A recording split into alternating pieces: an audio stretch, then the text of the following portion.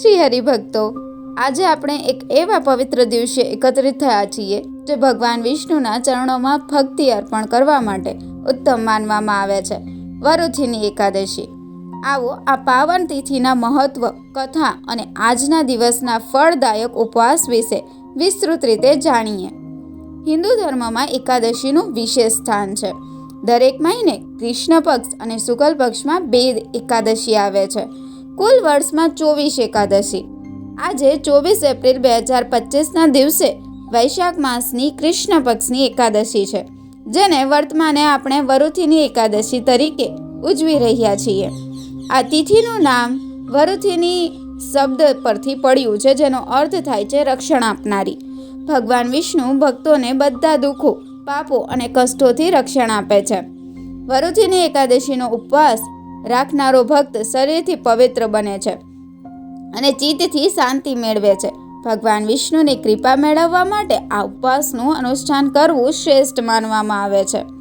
પણ એક મહત્વપૂર્ણ બાબત એ છે કે જો તમે આ વ્રત કરો છો તો તેની કથા પણ જરૂર વાંચવી યા સાંભળવી જોઈએ, કારણ કે વિધિવત કથા વિના વ્રત અધૂરું માનવામાં આવે છે. ચાલો વ્રત કથા શરૂ કરીએ. પ્રાચીન સમયમાં નર્મદા નદીના કિનારે માંધાતા નામના એક રાજા રાજ્ય કરતા હતા. તે રાજા મહાત્મા અને ધન તપસ્વી હતા.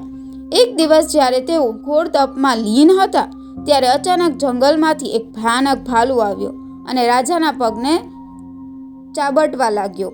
રાજા તપમાં એટલા લીન હતા કે તેમણે જાતે સામે કોઈ પ્રતિક્રિયા આપી નહીં. ભાલુ રાજાને ખેંચતો જંગલ તરફ લઈ ગયો. રાજા હવે ડરથી વ્યાકુળ થઈ ગયા અને અંતે તેમણે ભગવાન વિષ્ણુને યાદ કરતા પ્રાર્થના કરી.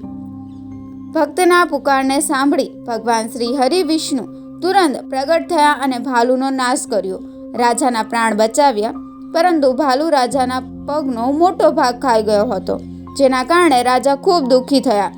ત્યારે ભગવાન વિષ્ણુએ રાજાને એક ઉપાય આપ્યો. તેમણે કહ્યું, તમે વરુથીની એકાદશીનું વ્રત કરો.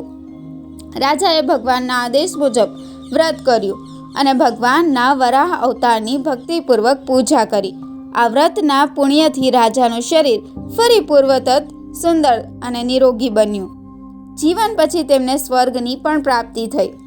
મિત્રો, આજના સમયમાં જ્યારે આસ્થા થોડી ક્ષીણ થઈ રહી છે, ત્યારે આવા વ્રતો અને કથાઓ આપણને ધાર્મિક અને આધ્યાત્મિક રીતે પ્રેરણા આપે છે. વરુથીની એકાદશી માત્ર ઉપવાસ નથી, એ આપણા આંતરિક શુદ્ધિકરણનો રસ્તો છે.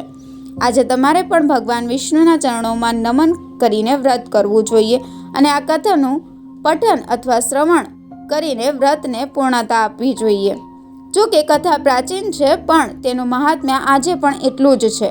આ વિડીયો જો તમને પસંદ આવ્યો હોય તો લાઈક કરો, શેર કરો અને અમારા ચેનલને સબસ્ક્રાઈબ કરો, જ્યાં આપણે ધાર્મિક શાસ્ત્રો અને જીવન મૂલ્યોની વાર્તાઓ લાવતા રહીશું.